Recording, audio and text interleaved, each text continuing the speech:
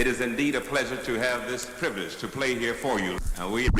We intend to give you a very fine program, so just settle back, relax, and enjoy the moment. Okay. Am I live? Charlemagne, we live? Good morning. All right, sound is on. All right. Y'all gonna help me with my sound check? Signal check. Can I get a check? I played the shit out of myself yesterday. What's up, y'all? Good morning. I appreciate y'all. Shout out to, you know what? Yesterday I went back. I was mortified for I think for more than half the day, just like, good morning, Whiskey Neat. I was mortified that I was talking for fucking 4 minutes without no damn mic. But y'all got my back. Mic check. I am super well rested. Super well rested. I'm just going to say this. Legalize medicinal cannabis in South Carolina. Please do that. I'm tired of hitting up my friends in Philly. And I'm yo, you got, you know what I mean? I need to, you know what I mean? Better than any antidepressant ever that I've ever, for real, right? Can I get an amen? Shit, legalize medical cannabis, please. This is coming from someone who really needs it for some real shit, some anxiety shit. And I got some really dope rest. I went to sleep. I took them melatonin gummies too, on top of everything else I was taking. I took that when the sun was still out. I said, you know what?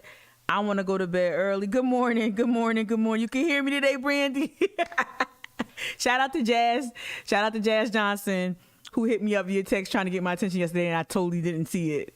Thank y'all for holding me down. Shout out to Jessica, who made me feel really good yesterday about not having volume for the first 4 minutes. Cool. All right. But no, I went to sleep early yesterday and woke up really, really early and just ready to start this day. There's a lot of news going on. A lot. I teased it out on Twitter, the GOP, that GOP dump. Jamie Harrison tweeted a picture of a dumpster fire floating, and that, while I don't agree with everything Jamie Harrison says the tweets, I 100% co-sign that, and that's exactly what we're going to talk about. We're going to talk about the continued the fissures. I call them fissures within the GOP party, and what that means for us. Being that I'm keeping in with the theme of fire and whatnot and flames, I would suggest that this is going to lead to a backdraft. A backdraft here in South Carolina. So let's go ahead and switch and get into it. We're going to go ahead and jump into our weather. Shout out Charleston weather. 64 degrees. This is my type of morning. Evelyn, my homegirl Evelyn is probably out of town right now, but she would love this. I hope she's enjoying some crisp weather wherever she is. If you're not listening, Evelyn, or watching. Also here we have the 3-day forecast. So today, this is yesterday. Yesterday was Wednesday. It is already Thursday. Cooler, drying out, 81 degrees. Look at tomorrow, y'all. Look at tomorrow. Look at Friday. Jeez. Looks great. So Friday, for those who are not looking, it's 78 degrees, gorgeous, sunny, just really nice, really, really nice today. So check it. So shout out Charleston weather. Shout out Jared Smith with that. We're gonna go ahead and transition to Post and Courier. Okay.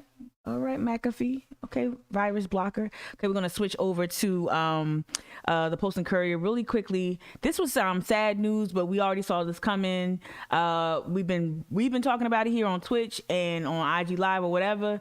But the archaic laws it never ceases to amaze me how regressive this state's GOP leadership will attempt to be, and a lot of the times I think it's a tactic just to signal certain value systems. I've said it here, I've said it here, and we're going to hear it again. Someone, a member of the media, used the phrase that I use as well.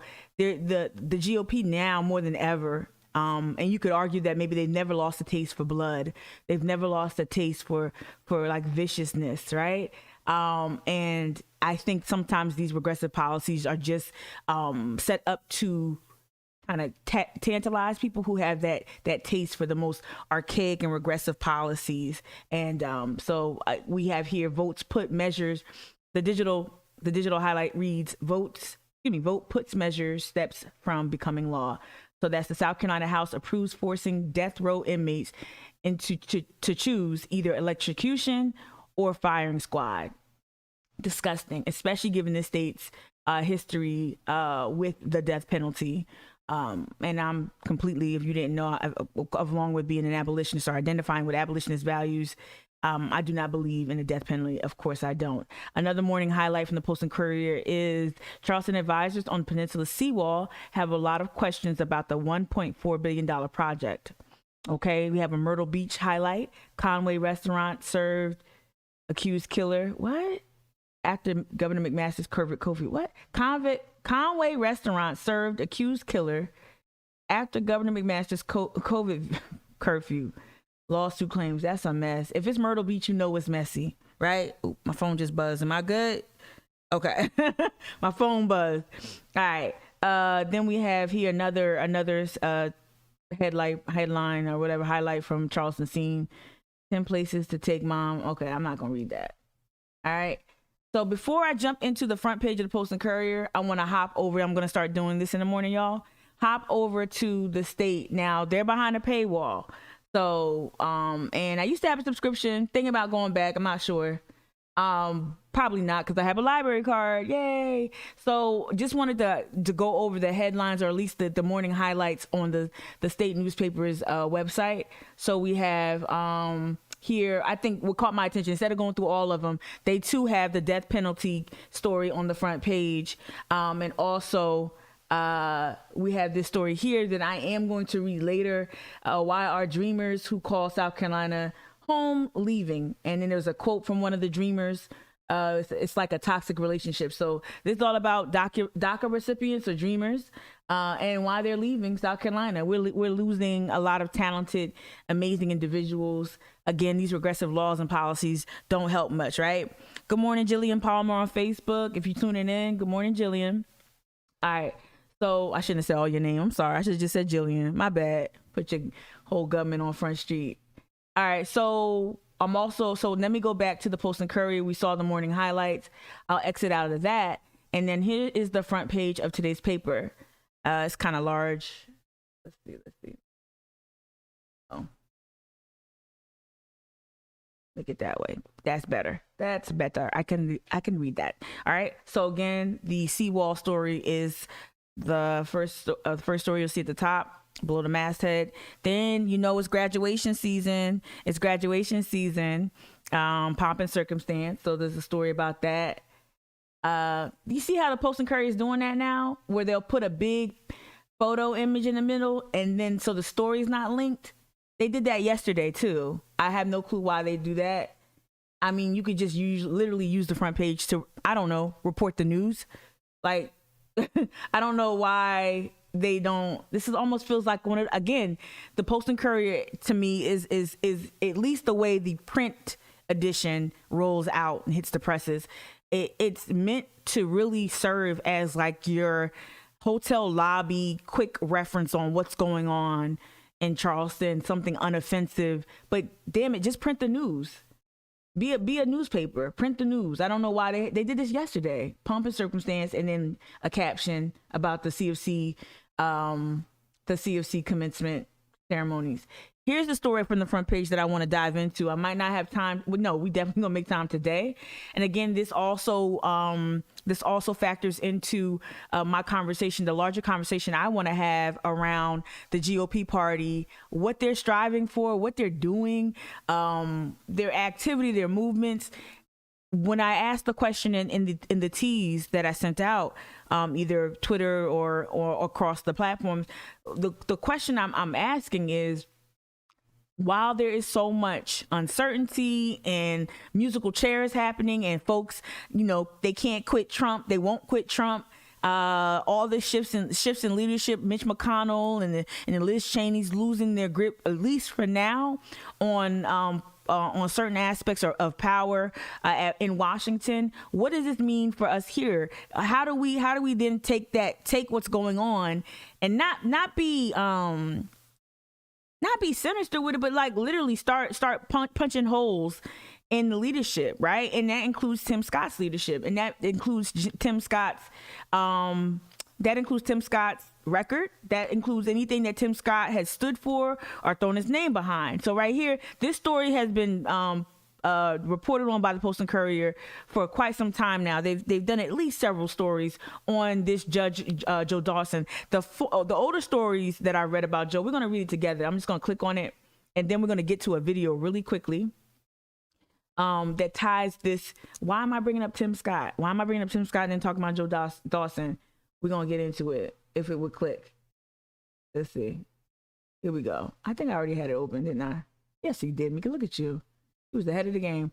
All right. So I'm going to increase this a little bit, and y'all going to hear my my shitty reading. All right. So I'm going to read it from my television because it's 65 inches. All right. It says federal judge Joe Dawson faces an ongoing judicial ethics complaint over his exit contract with Charleston County, his former employer. And now he's hired a lawyer and asked the county to amend that deal. Okay, so this is going to get into the broad strokes of it. County council is scheduled to discuss the potential changes behind closed doors during a May 6th meeting. Now, our county council need to chill out with that shit. That closed door stuff that Charleston County Council does, that got to stop. That got to stop. But let's go on. So they're going to have today, May 6th, they're going to have a closed door meeting, right? And may vote on any revisions during the public portion of the same meeting. Mr. Dawson's attorney reached out to us. This is according to the council, right? Reached out to us about amendments to the contract, said Teddy Pryor, council chairman Teddy Pryor, right? Some changes could be made to the numbers. I would put it like that. It needs to be made. So basically for what y'all don't, let me blow it up right here so y'all understand what I'm talking about. Why is this a big story? Tamika, why are we talking about this dude's contract, right? Right here. With his departure, Dawson was paid a lump sum of $216,000, half of the total amount Charleston County paid Dawson in 2020, with a promise, was promised a 1.5% share of any settlement Charleston County receives from national litigation over the opioid pharmaceuticals. Wow. The $216,000 alone nearly equaled the annual pay of a federal judge, which is $218,000 plus. But it wasn't the rich compensation so much as what the contract called for. Dawson to provide in return. And Steve, this is the story, right? This all feels very fishy. This is a very fishy arrangement. And again, shout out to the reporters who've been on this story for quite some time, right? Good morning, Jazz. So let me go ahead and play a video. Hopefully that didn't bore y'all. Hopefully it didn't. But let's go ahead and play this video. This is from a while back. And I believe this was, let's go ahead and play it. It is my privilege to endorse the nomination and support the nomination of Mr. Joseph Dawson III to serve as a United States District Judge for the District of South Carolina. I'm blessed to have known Joe Dawson for at least 17 years. He's been married to his wife for 29 years. He has 3 children, 15, 16, and 27. I start there because as good of an attorney as he is, he's a better husband. He's a better father. I'm gonna stop it right there. Tim, I don't know why Tim. Excellent person of high integrity, WTF, deep faith, and strong character. The qualities that I like most about Joe are having been the chairman of county council on 4 different occasions, Joe is the type of attorney who doesn't tell you what you want to hear. He tells you the law. Yeah. So the reason why this is first, you just can't forget. I don't want people, when we're reading the story about Joe Dawson, don't forget Tim Scott's role in how he got appointed, right? And don't forget, perhaps even like Tim Scott went above and beyond, right? He didn't just, it's more than a glowing recommendation. I don't even know what you call this. Like what's more intense or than a glowing recommendation, right? I think he went above and beyond to not only to demonstrate how well he knew Mr. Dawson, but to also vouch for his character. There's another aspect of the story that's interesting too, in terms of this appointment. This appointment was forced through or was fast tracked. Let's say that it was fast tracked, right? And so you have to wonder why. And we had to also, we know how this is politics, and the Republicans don't have a monopoly on you wash my back, I wash yours, or you whatever. You scratch my back, you scratch my back, I scratch yours. The Republicans don't have a monopoly on that. Believe me, I'm from New Jersey. I could tell you stories, right, about the Jersey Dems, but.